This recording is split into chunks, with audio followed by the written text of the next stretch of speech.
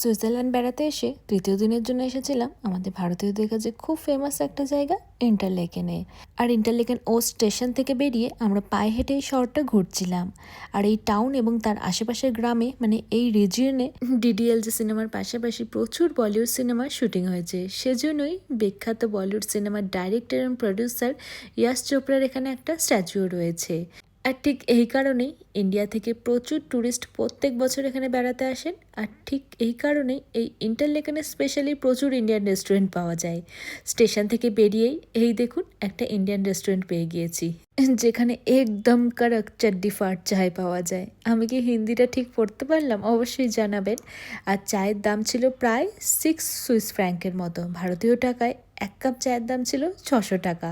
তো আমরা এতটা চা লাভার নই, সেজন্য চা অর্ডার করিনি, তার মধ্যে আবার 1 কাপ চায়ের দাম এতটা। তবে আমরা শর্মাজিকা সমোসা অর্ডার করেছিলাম, যেখানে দুটো সিঙ্গারার দাম ছিল প্রায় 11 সুইস ফ্র্যাঙ্কের মতো, ভারতীয় টাকায় 1100 টাকার সমান। এবার ইন্ডিয়ান রুপিতে কনভার্ট করলে মনে হয় সিঙ্গারাগুলো না খেয়ে শোকেসে সাজিয়ে রাখি। তবে বিকেলের দিকে বাইরের সিঙ্গারার ফটোগুলো দেখে আর লোভও সামলাতে পারলাম না।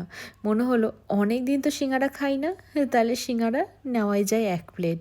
তো 1 প্লেটে দুটো সিঙ্গারা ছিল, তার সাথে 2 ধরনের চাটনি ছিল, আর একটুখানি সাজিয়ে দিয়েছে যাতে মনে হয় এগুলো একটুখানি দামি সিঙ্গারা। তো সুইজারল্যান্ডে বেড়াতে এসে হোমস্টেতে বাড়ির বানানো খাওয়ার পরে সিঙ্গারাগুলো বাইরে থেকে কিনে খেতে বেশ ভালোই লাগছে।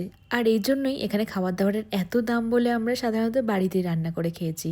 তো আমরা তো সিঙ্গারা খেয়ে পেট ভরিয়ে নিয়েছি। এবার যাওয়ার পথে কিট্টুকে ফিট করাতে করাতে আর ট্রেনের জানলার বাইরেতে দৃশ্য দেখতে দেখতে চলুন হোমস্টের দিকে আবার আমরা ফিরে যাই।